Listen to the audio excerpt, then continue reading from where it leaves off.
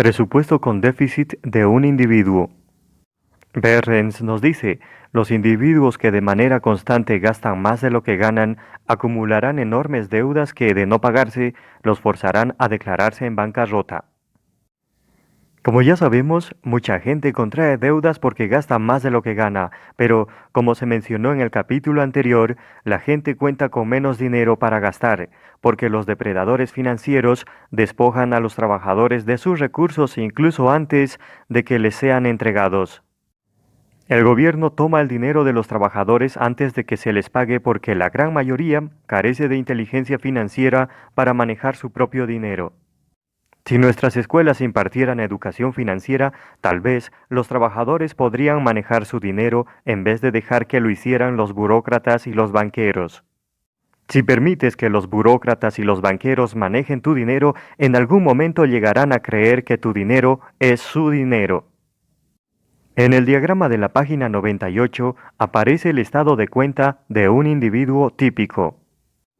A veces, la gente del cuadrante E no tiene control sobre 4 gastos fundamentales: impuestos, seguridad social, pensiones y pagos hipotecarios. Como podrás ver en el diagrama, los burócratas del gobierno toman dinero a través de los impuestos y de la seguridad social, en tanto que los banqueros lo hacen a través de las pensiones y los pagos hipotecarios. Esto provoca los presupuestos de déficit para mucha gente. Una persona con inteligencia financiera tiene control sobre estos gastos. El segundo tipo de presupuesto con excedente.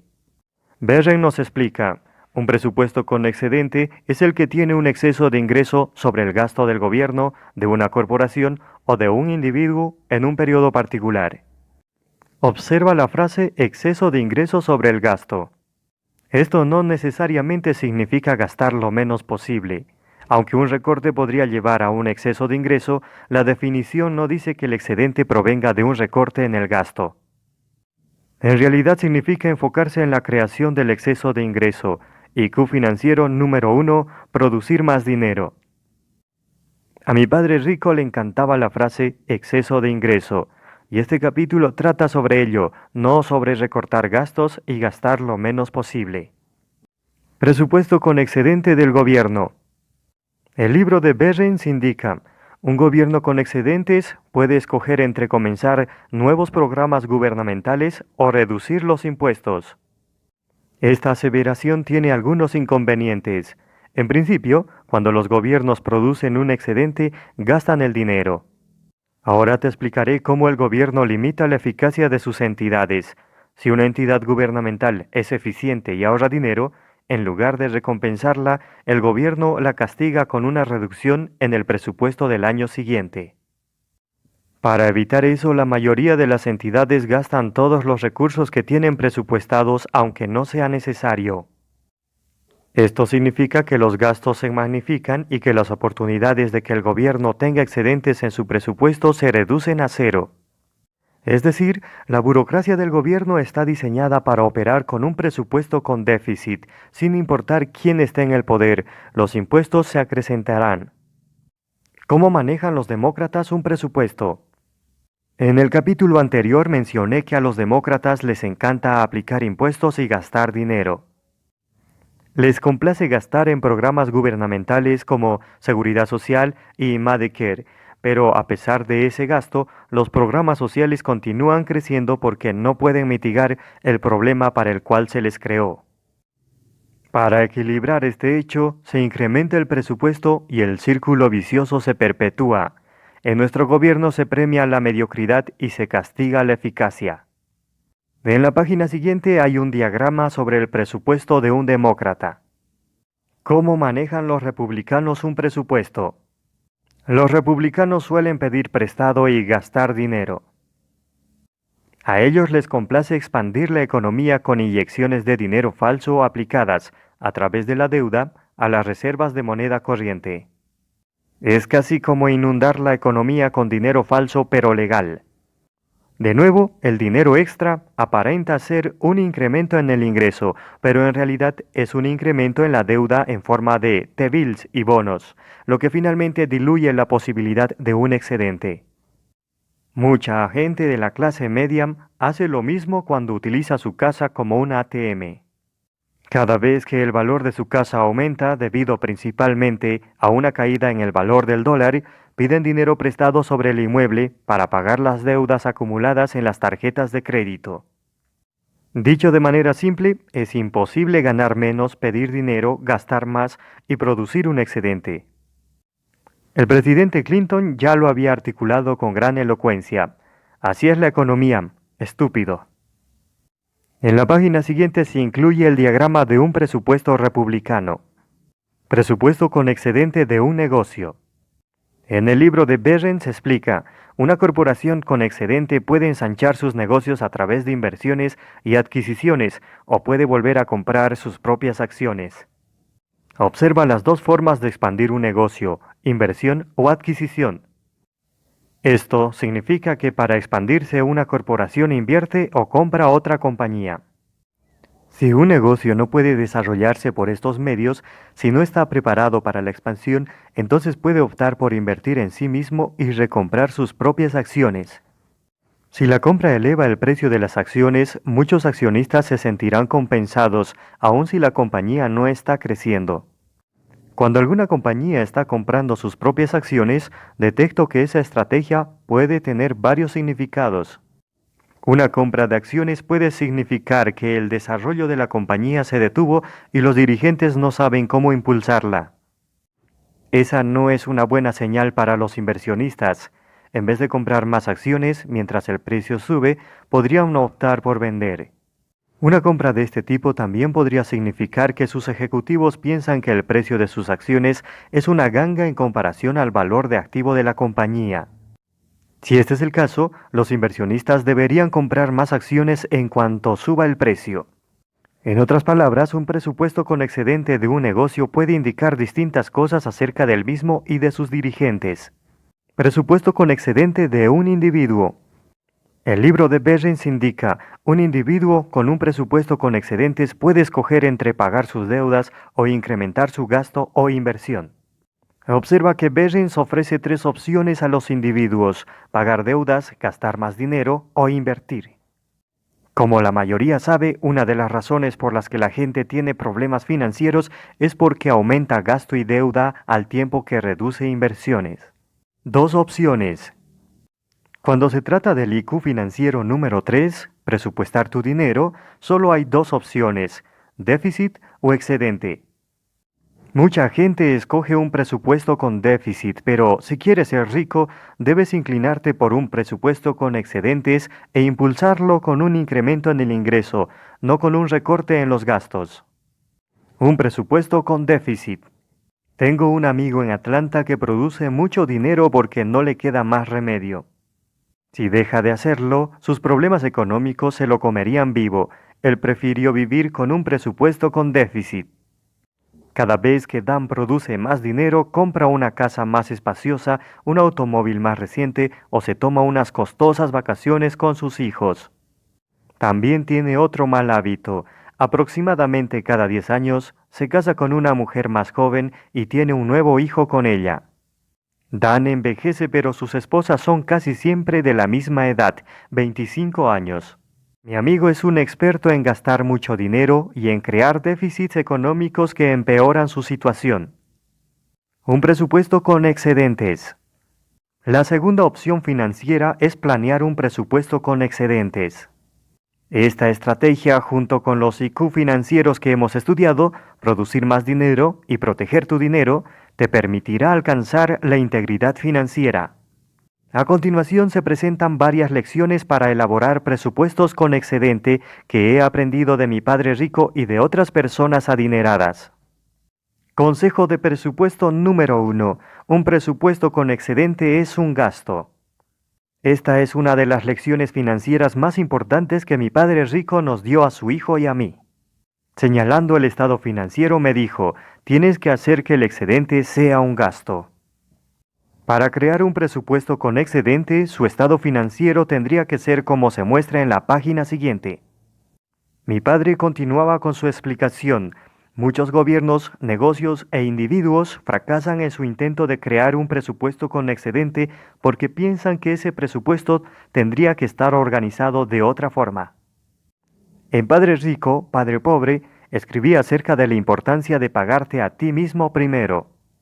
El presupuesto número 1 es un ejemplo de esa modalidad y el presupuesto número 2 es un ejemplo de cuándo debes permitir que tu pago sea el último. La mayoría de la gente sabe que debería ahorrar, dar dinero a su iglesia e invertir. El problema es que después de cubrir sus otros gastos, a muchas personas ya no les queda dinero para repartir en estos tres rubros y es que generalmente no son una prioridad. Permíteme ilustrar lo que estoy diciendo. Como mencioné anteriormente, al leer el estado financiero de una persona podemos conocer sus prioridades. Esto significa que para la mayoría de la gente de la clase media, las prioridades financieras son: prioridad número 1, conseguir un empleo que les brinde un salario alto. Prioridad número 2, realizar los pagos de hipoteca y del automóvil. Prioridad número 3, pagar las cuentas a tiempo. Prioridad 4, ahorrar, dar dinero a su iglesia e invertir. Como verás, pagarse a sí mismos es su última prioridad. El excedente debe ser una prioridad.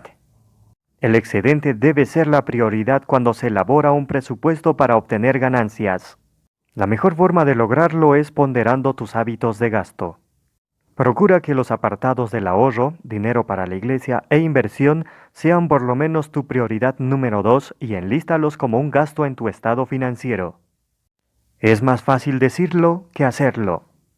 Estoy seguro de que la mayoría está de acuerdo en que lo que digo tiene lógica, que ahorrar, dar dinero a la iglesia e invertir debe ser una prioridad entre las personas. También sé que es más fácil decir esto que llevarlo a cabo, así que déjame decirte cómo enfrentamos Kim y yo esta adversidad. Poco después de casarnos teníamos los mismos problemas financieros que muchos recién casados. Teníamos más gastos que ingresos y para resolver esta complicación contratamos a Betty, la contadora. Le dimos a Betty instrucciones de que tomara el 30% de todo el ingreso, lo clasificara como gasto y lo colocara en la columna de activos. En números esto significa que si teníamos $1,000 de ingreso y 1,500 de gastos, Betty tomaba 30% de 1,000 y los colocaba en la columna de activos. Con los $700 restantes tendría que pagar los 1,500 de gastos. Betty casi sufre un ataque, pensó que estábamos chiflados y nos dijo: "No pueden hacer eso, tienen cuentas por pagar". Quería renunciar porque, verás, Betty era una magnífica contadora, pero hacía presupuestos como los de la gente pobre. Le pagaba primero a todos los demás y a ella al último. Como casi no le quedaba nada, eso era lo que ella recibía, nada. Sus acreedores, el gobierno y los banqueros eran más importantes que Betty. Betty se quejaba y peleaba porque todo su entrenamiento le indicaba que debía pagarle antes a los demás. La idea de no pagar sus cuentas o impuestos le aterraba. Finalmente, logré que entendiera que nos estaba haciendo un favor, nos estaba ayudando a solucionar el gran problema de no tener suficiente dinero, y como ya sabes, resolver problemas nos hace más inteligentes.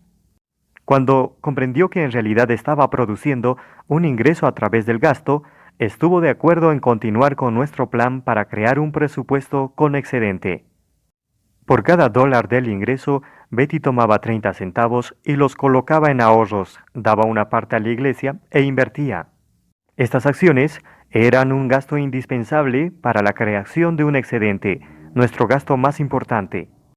Con los 70 centavos que quedaban de cada $1, Betty tenía que pagar impuestos, los pasivos que incluían nuestros pagos de hipoteca y de automóvil y finalmente las cuentas de electricidad, agua, comida, ropa, etc. No necesito decir que por un largo periodo nos quedábamos cortos cada mes. Aunque nos habíamos pagado primero a nosotros, no teníamos suficiente dinero para pagar a otros. Hubo meses en que Kim y yo nos quedábamos por debajo de los $4,000. Podríamos haber pagado los 4,000 con nuestros activos, pero ese era nuestro dinero. La columna de activos nos pertenecía. En vez de entrar en pánico, le pedimos a Betty que se sentara con nosotros y nos informara qué tan cortos quedábamos cada mes. Después de respirar profundamente, Kim y yo decíamos, es momento de regresar al IQ financiero número 1, producir más dinero. Con ese objetivo nos dedicábamos a trabajar como locos y hacer cualquier cosa para producir más dinero. Kim, con su experiencia en mercadeo, a veces contactaba a algunos negocios y ofrecía asesoría sobre sus planes. También tomaba empleos como modelo y vendía una línea de ropa. Yo ofrecí dar clases de inversión, ventas y mercadotecnia. Durante algunos meses entrené equipos de venta en una compañía local de bienes raíces. Inclusive gané dinero al ayudar a una familia a mudarse y a otra a limpiar su terreno. Con esto quiero decir que nos tragamos nuestro orgullo e hicimos lo necesario para ganar dinero extra. De alguna forma siempre lo lográbamos y Betty se quedó con nosotros. Nos apoyó durante el problema, la solución y el proceso, a pesar de que siempre estaba más preocupada que nosotros. Betty pudo ayudarnos, pero desgraciadamente no pudo ayudarse a sí misma. Lo último que supimos de ella fue que se jubiló y fue a vivir con su única hija. Comparten los gastos y Betty usa sus pagos de seguridad social para cubrirlos, pero no cuentan con un presupuesto con excedente. Invertir nuestro dinero. En 1989, Kim compró su primera propiedad para rentar. Invirtió $5,000 y cada mes ganaba $25,000 en flujo de capital positivo. Actualmente controla un portafolio multimillonario en dólares, tiene unas 1,000 unidades para renta y sigue creciendo. Si no hubiéramos convertido nuestra inversión en un gasto y si no nos hubiéramos pagado a nosotros mismos primero, tal vez seguiríamos pagándole a todos los demás antes. Ahorros. Ahorramos dinero hasta que tuvimos los gastos de todo un año en efectivo. En lugar de mantener nuestro dinero en un banco, lo ahorramos en ETF de oro y plata, fondos de intercambio. Esto significa que si necesitamos efectivo, o sea, liquidez, nuestros activos los guarda nuestro corredor de bolsa en certificados de oro y plata y no como efectivo en un banco. Como ya sabes, no me agrada el dólar estadounidense porque su valor continúa decreciendo. Tener efectivo o ahorros en oro y plata también me impide que lo gaste. Me molesta cambiar oro y plata a dólares, porque implica canjear un activo cuyo valor aumenta por un artículo que se deprecia constantemente. Dios es nuestro socio. En relación con la idea de dar dinero a la iglesia o ayudar a otros, nosotros continuamos donando una gran parte a organizaciones de caridad. Es importante dar y como dice un amigo mío muy religioso, Dios no necesita recibir, pero los humanos necesitan dar. Además, nosotros damos porque compartir con la iglesia y con los necesitados es nuestra forma de pagarle a nuestro socio, Dios. Dios es el mejor socio de negocios que he tenido. Pide solo 10% y me permite conservar el otro 90%. ¿Sabes qué sucede si dejas de pagarle a tus socios? Ya no querrán trabajar contigo. Es por eso que nosotros damos dinero a la iglesia. Quedarse corto. Lo primero que Kim y yo descubrimos cuando hacíamos presupuestos para obtener un excedente fue que no estábamos ganando suficiente dinero. Uno de los beneficios de quedarnos cortos cada mes es que nos enfrentamos al problema de no tener suficiente dinero en una etapa temprana de la vida y no cuando fuimos mayores. Sospecho que hay mucha gente que se queda corta cada mes y así continuará aun cuando se haya terminado su vida laboral. Cuando eso suceda, será muy tarde para enfrentar la complicación de no tener dinero. Como lo mencioné al principio del libro, si no enfrentas un problema lo tendrás para toda la vida porque los problemas rara vez se resuelven solos. Por eso, decidimos pagarnos a nosotros primero cuando éramos jóvenes, aunque esto provocara que nos quedáramos cortos. Quedarnos cortos nos forzó a resolver el problema de no tener suficiente dinero. ¿Quién grita más fuerte? Cuando nos pagábamos a nosotros primero, quienes más protestaban eran los bancos y las personas a las que les debíamos dinero. En lugar de permitir que nos intimidaran para pagarles, les permitimos que nos intimidaran para incrementar nuestro IQ financiero número 1, producir más dinero. Mucha gente no se paga a sí misma primero porque no hay nadie que le grite. Nadie contrata a un abogado de cobranzas para que le cobre a sí mismo. Tampoco te autoamenazas con rematar tu casa. Es decir, si no nos pagamos a nosotros mismos, no hay quien nos presione para hacerlo. Sin embargo, cedemos a la presión de nuestros acreedores y les pagamos.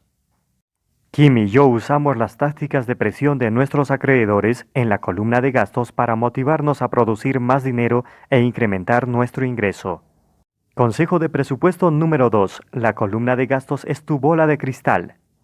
Si alguna vez quieres predecir el futuro de una persona, solo revisa sus gastos mensuales. Por ejemplo, persona A, donación a la iglesia, ahorros, libros sobre inversión, seminario de inversión, cuota del gimnasio, donación a la caridad, entrenador personal. Persona B, six-pack de cervezas, zapatos nuevos, televisión nueva, boletos para el fútbol, six-pack de cervezas, bolsa de papas fritas, six-pack de cervezas. Mi padre rico decía, puedes adivinar el futuro de una persona con solo ver en lo que gasta su tiempo y su dinero. También dijo, el tiempo y el dinero son activos muy importantes, empléalos con sabiduría. Es fácil descubrir qué tan importante es para una persona un presupuesto con excedente con solo revisar su columna de gastos. Por ejemplo, fíjate en el esquema de la página siguiente. Solo fíjate cuánto dinero paga primero a otras organizaciones o personas. Observa que enlisté el retiro como un pasivo. Técnicamente es un pasivo sin fondos hasta que se convierte en activo. Y si el dinero para tu retiro lo manejas a través de un banco, estarás pagando el porcentaje más alto en impuestos sobre ese dinero, porque en este caso se le considera ingreso ya ganado. Compara la columna de gastos anterior a la que sigue, en la página 113, en donde tú te pagas primero. Recuerda, la columna de activos es la tuya. Si no te pagas primero, nadie más lo hará. Si crees en Dios y guardas una cantidad para la iglesia y los fines caritativos, Dios y tú serán quienes decidan tu futuro financiero con base en tus gastos cotidianos. Consejo de presupuesto número 3. Paga los pasivos con los activos. Mi padre pobre era partidario de comprar barato. Pensaba que presupuestar inteligentemente era hacerlo con austeridad. Por eso vivíamos en una casa promedio, en un vecindario modesto. A mi padre rico, por su parte, le encantaban los lujos. Vivía en una casa fabulosa, en una zona acomodada, y gozaba de un estilo de vida desenfadado. Aunque era cauteloso con el dinero, no le gustaba abaratarse. Mi padre pobre nunca se permitía adquirir artículos costosos aunque los deseara. No podemos darnos ese lujo, decía. Pero si algún artículo despertaba interés en mi padre rico, solo se preguntaba, ¿qué puedo hacer para adquirirlo? Su manera de darse el lujo era haciendo crecer la columna de activos. Con el nuevo activo pagaba el pasivo. Su estado financiero se veía entonces así. Dicho de otra manera, primero se pagaba él y después adquiría activos, y utilizando el flujo de efectivo de esos activos, conseguía sus pasivos de lujo. Si quería darse un lujo muy grande, creaba activos proporcionales a ese tipo de pasivo. La mayoría de la gente accede a grandes lujos a pesar de que no tiene suficiente dinero para comprar activos. Como verás, sigue siendo cuestión de prioridades. La cuenta del Bentley. Hace 2 años quise comprar un auto nuevo, un Bentley convertible que costaba $200,000. En mi columna de activos había suficiente dinero, pude haber adquirido el auto en efectivo en ese instante. Sin embargo, cuando compras un auto de 200,000 en efectivo, su valor puede caer hasta los $125,000 en cuanto lo sacas de la agencia. Esa no es una manera astuta de usar efectivo. En vez de pagarlo de esa forma, le llamé a Tom, mi corredor, y le autoricé a cambiar cierta cantidad de acciones de oro y plata para obtener $200,000 en efectivo. Su misión era transformar esos 200,000 en 450,000. A ese proyecto le llamamos la cuenta Bentley. A Tom le llevó 8 meses lograrlo, pero finalmente me llamó y dijo, ya puedes comprar tu Bentley.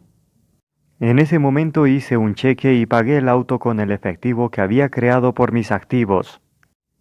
La transacción se explica de esta forma. Fue necesario convertir los $200.000 en $450.000 porque sólo así podría compensar los $50.000 extra de impuestos sobre ganancias de capital y la comisión para Tom. Finalmente, compré mi Bentley y conservé los $200.000 que tenía originalmente. Si hubiera pagado el Bentley con efectivo sin modificar la cuenta, el último balance general se habría visto así. Habría perdido los $200.000 que tenía en el efectivo de los activos, es decir, de los certificados de oro y plata, y 75.000 más por la depreciación instantánea que sufre un auto al salir de la agencia. En el capítulo sobre el IQ financiero número 2, proteger tu dinero, mencioné que los buenos corredores pueden enriquecerte y los malos solo tienen excusas para dejarte en la ruina. La cuenta Bentley es un ejemplo de lo anterior. Mi corredor me hizo feliz y me ayudó a darme un lujo. Si aún no tienes un buen corredor, sigue buscando.